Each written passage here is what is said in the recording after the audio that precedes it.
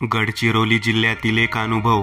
मला माझ्या सरांचा फोन आला की तुला गडचिरोलीमधल्या गावात जाऊन पिकांची पाहणी करायची आहे आणि तेथील रिपोर्ट तयार करून मला 2 दिवसात द्यायचा आहे.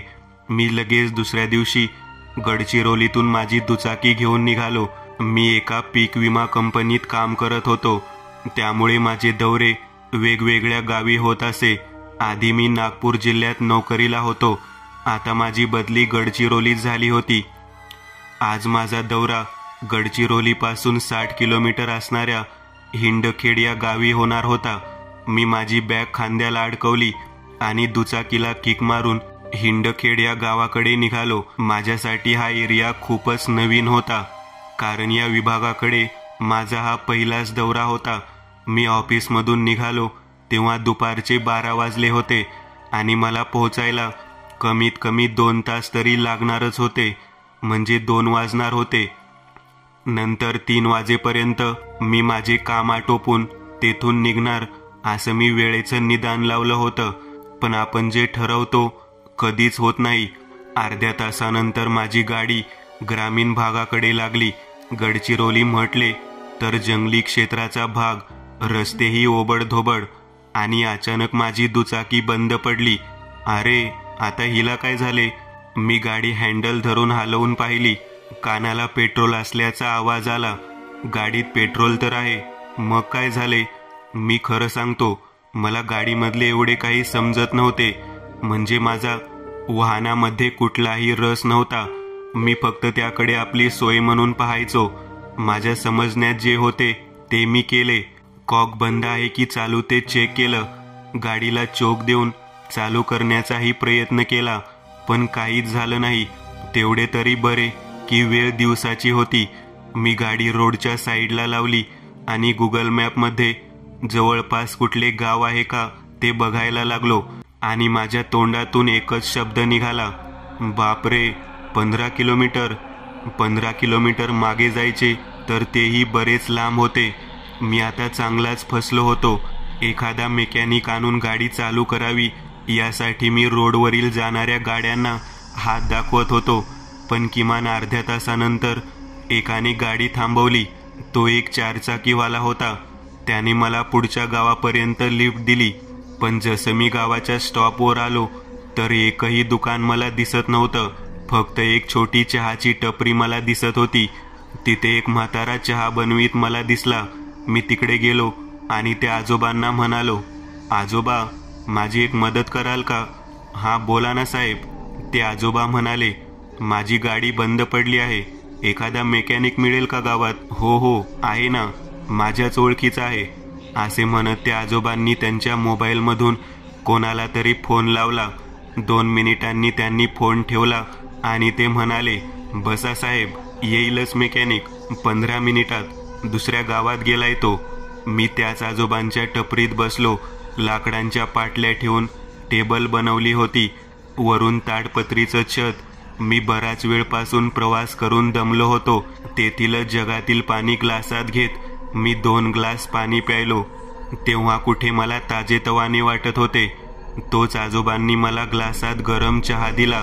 खरे तर मी बाहेर कुठे चहा पित नाही, पण त्या वाफाळत्या चहाला आणि त्यातून येणाऱ्या इलायचीच्या सुगंधाला मी नाहीच म्हणू शकलो नाही. चहाच्या एकाच घोटात मी चहाची चव ओळखली. एकदम चविष्ट. ग्लास हातात घेत मी टपरीच्या बाहेर आलो. हे गाव निसर्गाने वेढले होते. उंच हिरवे डोंगर, थंडी हवा, अगदी प्रसन्न वातावरण. त्यामुळे मी विसरूनच गेलो होतो की मला हिंडखेड गावी जायचे आहे. माझ्या चहाच्या शेवटच्या घोटावर एक दुचाकी तेथे येऊन उभी राहिली. त्या माणसाच्या कपड्यावरून मी एका क्षणात ओळखले की तो मेकॅनिक आहे म्हणून. मी लगेच त्याच्या दुचाकीवर बसून माझ्या गाडीजवळ आलो आणि त्याने गाडीमध्ये काय प्रॉब्लेम आहे ते पाहायला सुरुवात केली. आणि या सर्व गोष्टीमध्ये मला 3 वाजले. फायनली माझी गाडी चालू झाली आणि मी पुढच्या रस्त्याला निघालो. हिंडखेड गावात पोहोचायला मला 4 वाजले. ज्यांच्या शेतातील पाहणी करायची होती त्यांना फोन केला आणि मी आधीच उशिरा आलो होतो, त्यामुळे मला हे सगळं करायला जवळपास 6 वाजले होते. सूर्य मावळतीला आला होता. पण मला आजच्या आज हे काम पूर्ण करायचे होते. शेवटी कसे तरी करून मी ते काम आटोपले आणि मी त्या गावातून संध्याकाळी 6:30ला निघालो. पोटात कावळे ओरडत होते. कामाच्या भानगडीत मला खायला सुद्धा वेळ मिळाला नव्हता. रोडवरच एका हॉटेलात चांगला 2 प्लेट नाश्ता केला. तेथून निघालो तेव्हा चांगलाच अंधार पडला होता. अंधारल्या रोडवर वाहनांची वर्दळ नाहीच्या बरोबरच होती. मी 20 किलोमीटर दूर त्या गावापासून आलो होतो. काम झाले याचा मला आनंद होता, पण काहीच वेळात तो आनंद नाहीसा झाला. पुन्हा गाडी आवाज करत काही दूर जाऊन बंद पडली. अरे नाही, आता नको बंद पडू, मी खूपच त्रासिक आवाजात बोललो. पण गाडी बंद पडलीच. मला आता इतका राग आला होता की रागाने शिव्या देत होतो आणि 2-4 लाथा सुद्धा गाडीला मारल्या. पण त्याने माझ्याच संकटात भर पडली. माझ्या पायाला जखम झाली आणि मी पाय धरत त्या जखमेमुळे होणाऱ्या त्रासाला सहन करत रडकुंडीला आलो होतो. थोडा वेळ गेला आणि स्वतःला सावरत डोकं शांत ठेवत मी विचार करू लागलो की गाडी चालू कशी करायची. पुन्हा गाडीवर बसलो, पण किक मला मारता येणार नव्हती. माझा उजवा पाय चांगलाच सुजला होता आणि माझ्या गाडीला फक्त किक होती, स्टार्टर नव्हते. त्या अंधारात मी आणि ती बंद पडलेली गाडी होती. पूर्ण रस्ता सुनसान होता. रस्त्याच्या दोन्ही बाजूला काट्यांची झुडपे होती. रातकिडे किरकिर करत होते आणि 10 मिनिटे झाली तरी या रस्त्याने एकही वाहन अजूनपर्यंत गेले नव्हते. मी खिशातील मोबाईल काढला. रात्रीचे 8:30 वाजले होते. कमाल आहे, फक्त 8 वाजलेत आणि साधं ट्रॅफिक नाही या रस्त्यावर. या मेकॅनिकचा नंबर घ्यायला हवा होता आपण. कुठे माहीत होतं की गाडी पुन्हा बंद पडेल म्हणून. मी स्वतःशीच म्हणालो. मी रस्त्यावरून कुठली दुसरी गाडी येते का ते पाहू लागलो आणि काहीच वेळात माझ्या चेहऱ्यावर एक समाधानाची लकीर उमटली. एक लाल रंगाची एसटी बस त्या रस्त्यावरून येत होती. मी लंगडत रस्त्यावर आलो आणि त्या गाडीला हात दाखवत होतो. ती गाडी अगदी वेगात होती. आता ती फारच जवळ आली होती आणि त्या गाडीच्या आत असलेलं गडचिरोली नावाचं बोर्ड दिसलं. मला वाटलं तो ड्रायव्हर गाडी थांबवेन, पण झटकन ती गाडी माझ्या अगदी जवळून काही दूर गेली. हेल्प हेल्प, प्लीज गाडी थांबवा. झटकन माझ्या तोंडातून हे शब्द निघाले आणि त्या एसटी बसच्या ब्रेक लागण्याचा आवाज मला आला. माझ्यापासून काही अंतरावर जाऊन ती एसटी बस थांबली आणि गाडीचा दरवाजा उघडला गेला. मी पटकन माझ्या गाडीचे हँडल लॉक केले आणि त्या बसजवळ जाऊ लागलो. बसमधील लाईट बंद होती, त्यामुळे आतमधील प्रवासी मला दिसत नव्हते. मोठ्या मुश्किलीने मी त्या बसजवळ आलो. पाय वेदनेने ठणकत होता, पण किमान आपण घरी जाऊ याचे एका प्रकारे बरे वाटत होते. मी दरवाजाजवळ आलो तेव्हा कंडक्टर एकसारखा समोर पाहत होता. त्याची नजर माझ्याकडे नव्हतीच.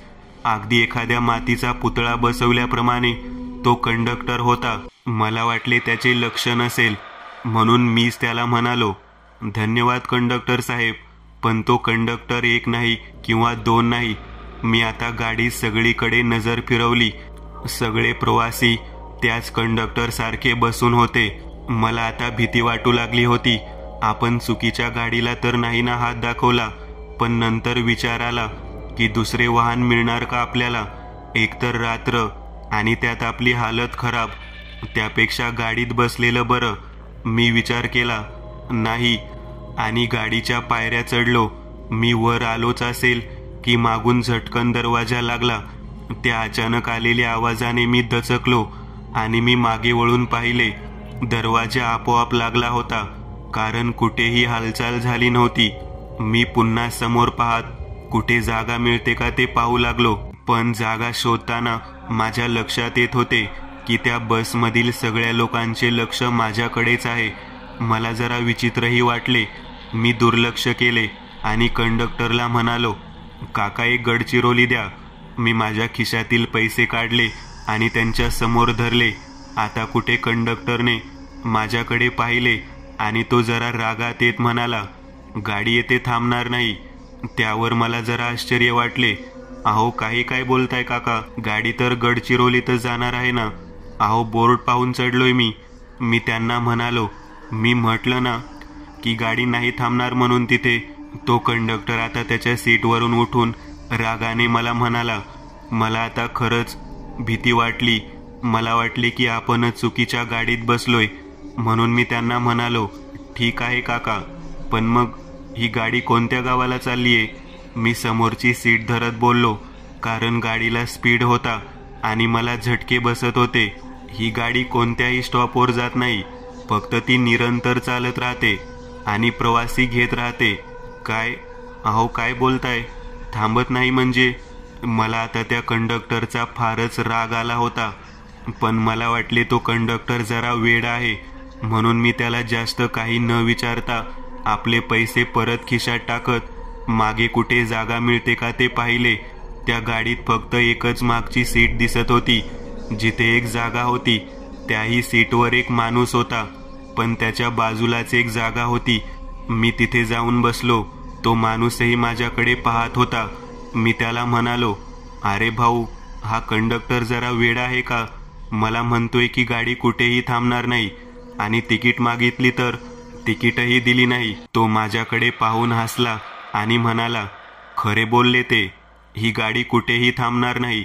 अरे भाऊ, तू तरी काही खरे सांग मला. मगापासून पाहतोय सगळे लोक मला विचित्र नजरेने पाहताय. मी खरेच बोलतोय.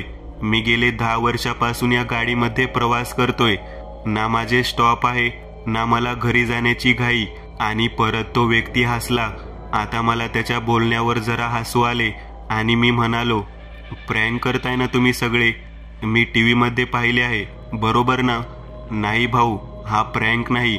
अगदी तुझ्यासारखेच मी सुद्धा 5 वर्षापूर्वी याच रस्त्यावरून जात होतो. माझी आई गडचिरोलीच्या सरकारी दवाखान्यात भरती होती.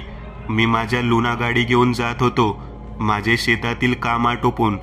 पण रात्र झाली होती. रात्रीचे 9 वाजले होते. या रस्त्यावरून रात्री जास्त करून कोणी प्रवास करत नाही, पण मला त्या दिवशी जावे लागले आणि भर रस्त्यात माझी गाडी बंद पडली आणि मी तिथेच अडकलो. तेव्हा मला समोरून एक बस येताना दिसली. मी त्यात बसलो. ते आजपर्यंत कधी उतरूच शकलो नाही. त्याच्या बोलण्यावर माझ्या अंगावर सरकन काटा उभा राहिला. अहो हे काय बोलताय भाऊ? मी इतका घाबरलो होतो की मला काहीच सुचत नव्हते.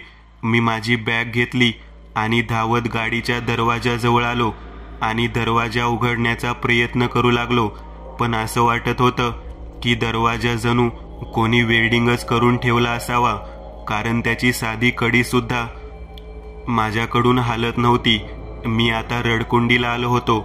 आपण आता वाचणार नाही याची मला जाणीव होत होती. मी त्या मुर्द्यांच्या बसमध्ये फसलो होतो, जिथून कोणाची सुटका नव्हती. मी परत माझ्या जागेवर येऊन बसलो आणि त्या व्यक्तीला म्हणालो, भाऊ आता पुढे काय होणार? त्यावर तो मला म्हणाला, पुढे जाऊन या बसचा अपघात होईल आणि ही बस जळून खाक होईल. ते ऐकताच माझ्या अंगावर सरकन काटा उभा राहिला. म्हणजे आपला इतका भयानक मृत्यू, हा विचार करूनच माझ्या अंगावर काटा आला. माझ्या डोळ्यातून अश्रू येत होते. मी माझा मोबाईल काढला आणि माझ्या मुलामुलींचा, बायकोचा फोटो पाहत मी जोराने रडत होतो. मी त्यांच्याशी शेवटचे बोलूही शकत नव्हतो, कारण मोबाईलमध्ये नेटवर्क नव्हतेच. असणारही कसे?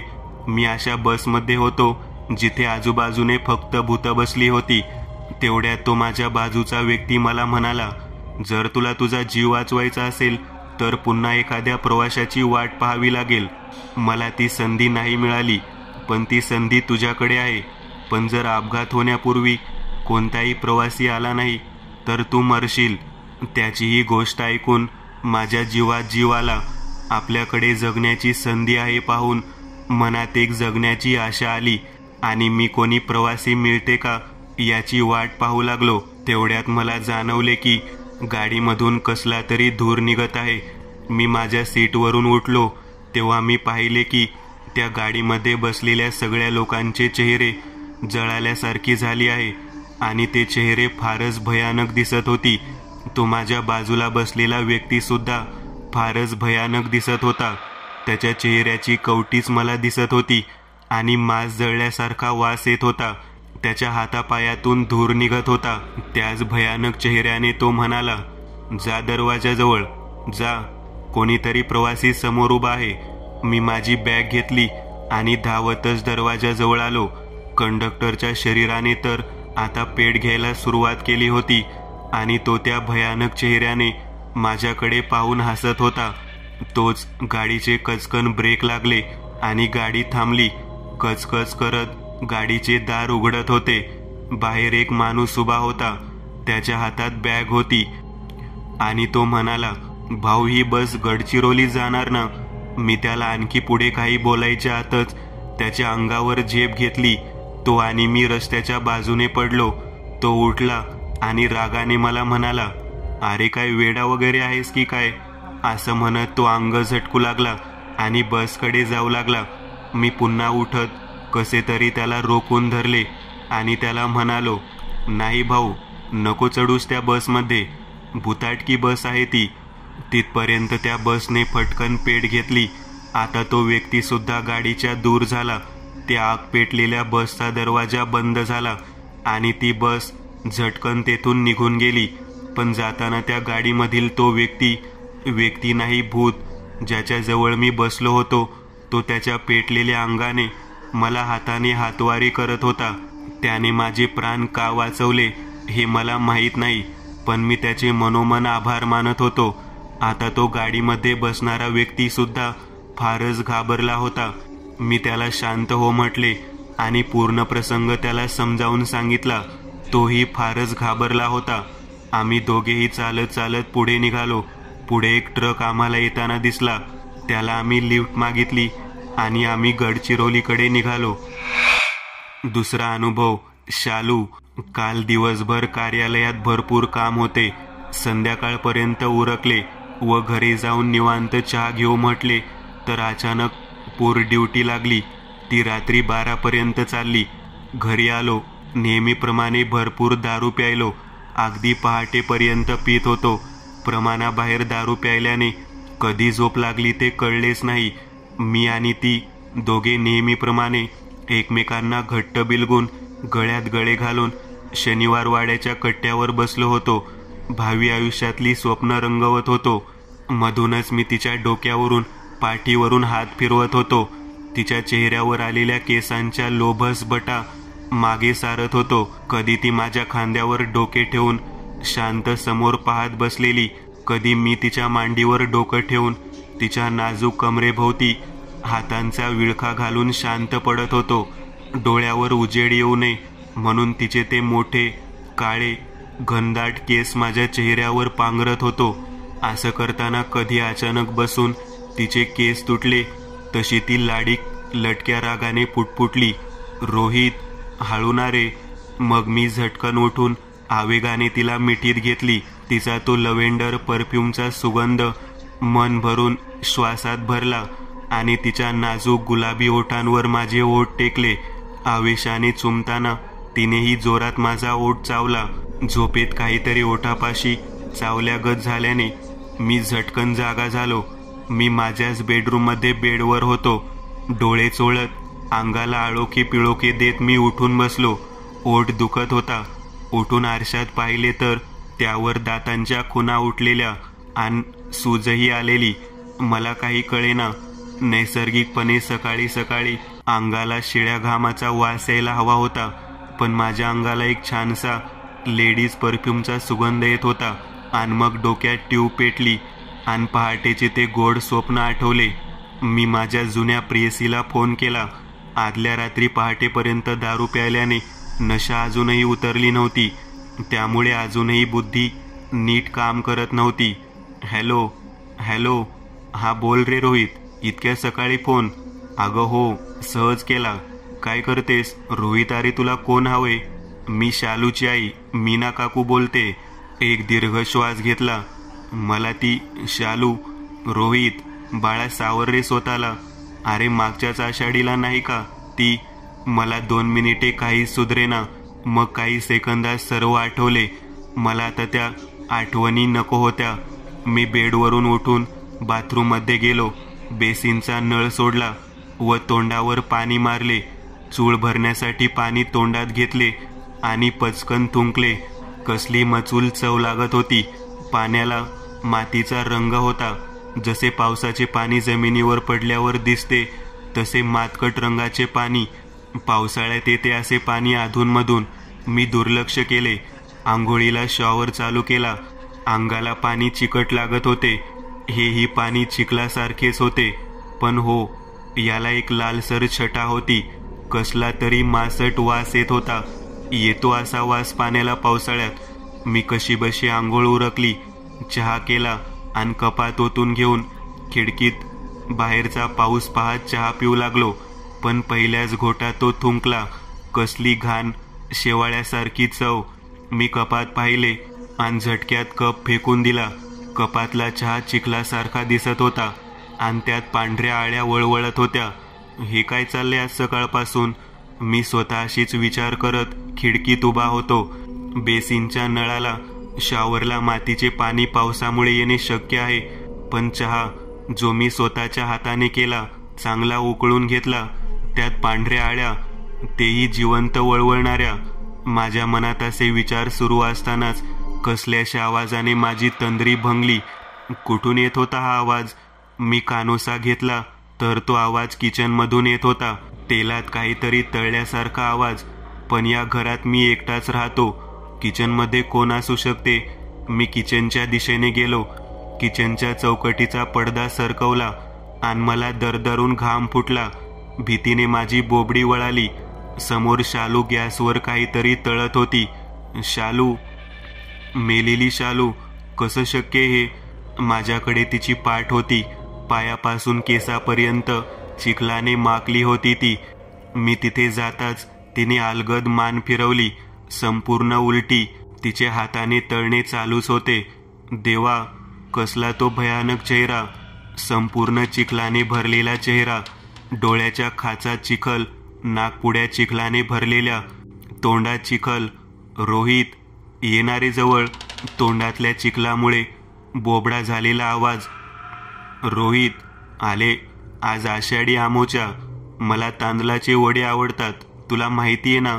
घे पाहू वडा. मला जरा चव सांग पाहू. त्या बोबड्या घाणेरड्या आवाजात बोलत तिने तिचा चिखलाने भरलेला हात कढईवरच्या उकळत्या तेलात घातला आणि खिकी असं विचकट हसत सुटली. मी जीवाच्या आकांताने तिथून पळत सुटलो. ते थेट आमच्या बिल्डिंगच्या पार्किंगमध्ये येऊन थांबलो. तिथून किचनची खिडकी दिसायची. मी आपसुकच वर खिडकीत पाहिले. खिडकीत ती विद्रूप चिखलाने भरलेली शालू भयानक हसत मला वर बोलावत होती. आता बहुतेक माझं काळीज बंद पडणार असं वाटत असतानाच माझी पावले जिन्याच्या दिशेने पडत होती. पण मला बाहेर जायचे होते आणि मी पुन्हा वेड्यासारखा जिन्याकडे चाललो होतो. भारल्यासारखी अवस्था. मी तोंडाने जोरात ओरडण्याचा प्रयत्न करत होतो, पण तोंडातून आवाजच बाहेर पडत नव्हता. तोंड कशाने तरी गच्च भरल्यागत वाटत होते. चिखल, हो, माझं तोंड चिखलाने गच्च भरले होते. कानात काहीतरी वळवळले म्हणून कानात बोट घालून खाजवायचा प्रयत्न केला. तशा कानातून चिखलाने बरबटलेल्या पांढऱ्या आळ्या माझ्या हातात आल्या. किळस येऊन त्या खाली जमिनीवर फेकल्या. माझे लक्ष माझ्या पायांकडे गेले. माझे पायही पूर्ण चिखलाने माकले होते. आता मी माझ्या फ्लॅटच्या दरवाजात उभा होतो. आता समोरच शालू उभी होती. तिच्या त्या चिखलाने भरलेल्या चेहऱ्यावर विलक्षण आनंद दिसत होता. चिखलाने गच्च भरलेल्या तोंडाने ती बोबडं बोलत होती. लोहित, येणारे जवळ. चल ना. आले तू. माझ्यावर प्रेम आहे ना. चल ना. दुसऱ्या क्षणी मी भारावल्यासारख्या तिच्याकडे गेलो. त्या शेवटच्या क्षणी मला वर्षभरापूर्वीची आखाड अमावस्या आठवली. मागच्याच आषाढी अमावस्येला याच फ्लॅटवरती नको म्हणत असताना मी दारू पिऊन तिला यथेच्छ भोगली होती. नंतर तिने तिच्या आवडीचे तांदळाचे वडे तळले. ते दोघांनी खाल्ले. मग आम्ही मस्त पावसात भिजत माझ्या गाडीवर दिवसभर भटकलो आणि रात्री मी तिला शहराबाहेरच्या त्या दाट झाडी आणि जरासं जंगलासारखे असणाऱ्या टेकडीवर नेले. रोहित, अरे, इतक्या रात्री आपण या निर्जन टेकडीवर का आलोय? मी खदाखदा हसत तिला जमिनीवर आडवी पाडली. अनेक मोठा दगड तिच्या डोक्यात घालून तिला ठार केले. पावसाने चिखल झालेल्या त्या जमिनीत तिला पुरून टाकले. माझं मन आता हिच्यापासून भरलं होतं. आता मला दुसरी सुंदर मुलगी हवी होती. मीना काकूंनी शालू गायब झाल्याची पोलीस कंप्लेंट केली, पण काहीच पुरावा मी शिल्लक ठेवला नसल्याने अजूनही पोलिसांना काहीच तपास लागला नव्हता. आज त्या घटनेला वर्ष झाले होते. आज शालू स्वतःचा बदला घ्यायला आली होती. आता तिने मला अलगद मिठीत घेतले. माझ्या भोवती चिखल पसरला, अंधार झाला, श्वास गुदमरला. 4-5 दिवसांनी माझ्या फ्लॅटमधून भयानक दुर्गंधी येऊ लागल्याने शेजाऱ्यांनी पोलिसांना बोलावले. दरवाजा आतून बंद होता. पोलिसांनी तो तोडला आणि आतले दृश्य पाहून ते हादरले. सर्वांनी नाकाला रुमाल लावला. चिखलात भरलेला, सडून आळ्या पडलेला माझा मृतदेह हॉलच्या मधोमध पडला होता. मित्रांनो, आज पुरतं एवढंच. तुम्हाला जर काही गोष्ट आवडली असेल तर नक्की लाईक करा. तुमच्यापैकी बरेचसे जण व्हिडिओ लाईक न करताच पळून जातात, पण हा जर व्हिडिओ तुम्ही लाईक केला तर मला जरा बरं वाटेल आणि असेच भारी भारी व्हिडिओ बनवायची माझ्यात एनर्जी येईल. त्यामुळे नक्की लाईक करा. आणि अजूनही कोणी या चॅनलला सबस्क्राईब केलेलं नसाल तर लगेच सबस्क्राईब करून टाका. आणि बाजूची घंटी ती मात्र दाबायला विसरू नका. देवाची घंटी आहे ती. चला तर मग पुन्हा भेटूया अशीच एक आगळी वेगळी गोष्ट घेऊन पुढच्या